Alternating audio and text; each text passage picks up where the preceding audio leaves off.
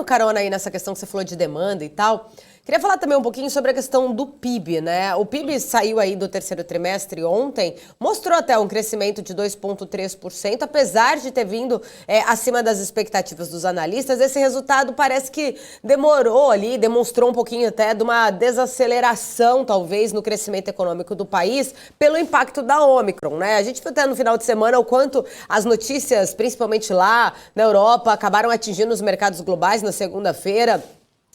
Por conta daquela aversão ao risco. A gente tem notícias depois, ao longo dessa semana, por exemplo, que foram divulgadas de uma pesquisa mostrando que o risco de internação da Ômicron já é 40% menor do que o detectado pela Delta, né? Os cientistas divulgaram esse estudo aí. Temos já pontos mais positivos em relação a isso, com as vacinas, né, agora já muito mais eficazes, já atingindo uma camada muito maior da população do que na época quando a Delta surgiu, mas de certa forma, né, o quanto você acredita que a Covid-19 ainda impacta ou ainda vai impactar o mercado financeiro, Will?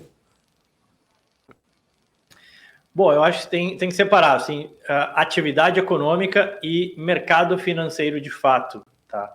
Primeiro, assim, em termos de atividade econômica, o PIB, ele sempre ele meio que olha o retrovisor, né? Então, ou seja, ele está olhando aquilo que aconteceu no terceiro trimestre, então foi muito mais, eu diria, o impacto foi muito mais da Delta, que realmente impactou, né, menos contratações, hotéis que não abriram 100%, bares também, então realmente impactou, tá? E por isso, e mostra essa desaceleração na economia americana.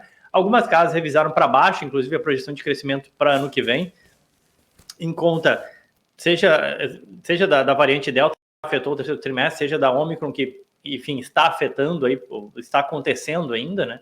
Então, assim, você tem uma revisão de crescimento de PIB para baixo, os Estados Unidos já vem desacelerando, mas vale lembrar, ainda assim é crescimento, tá?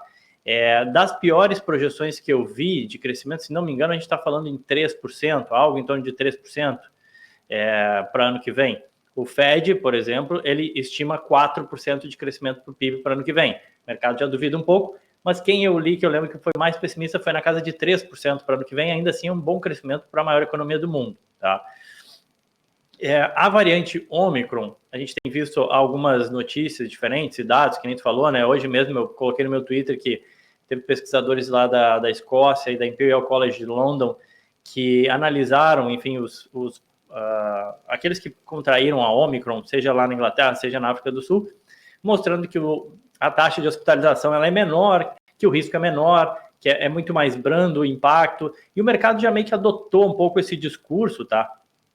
Tanto é que eu diria que assim, a gente não tem, acho que fez preço logo que saiu a notícia, vem numa semana de baixa liquidez, gera uma incerteza, uma volatilidade, mas ninguém, por enquanto, pelo menos no mercado, não parece apostar em lockdown mais forte ou em lockdown mais severo. Sim, apostam eventualmente numa desaceleração, isso ajuda a atrapalhar, na verdade, ajuda a atrapalhar o crescimento de PIB ou a desacelerar o crescimento de PIB, e um padrão semelhante àquilo que a gente já viu na Delta também, né? Começa na China, se espalha depois pelo mundo, bate na Europa, assusta e vem aqui nos Estados Unidos com casos se elevando bastante. Então, eu acho que a gente ainda está na curva empinando para cima aqui nos Estados Unidos em termos de casos de Omicron, porque ela é mais transmissível mesmo, e isso assusta um pouco, mas vale lembrar que, graças a Deus, hospitalização e morte ainda, aparentemente, do que eu li, tá? Você tem números menores, mais brandos, e isso acalma um pouco o mercado. Tá certo.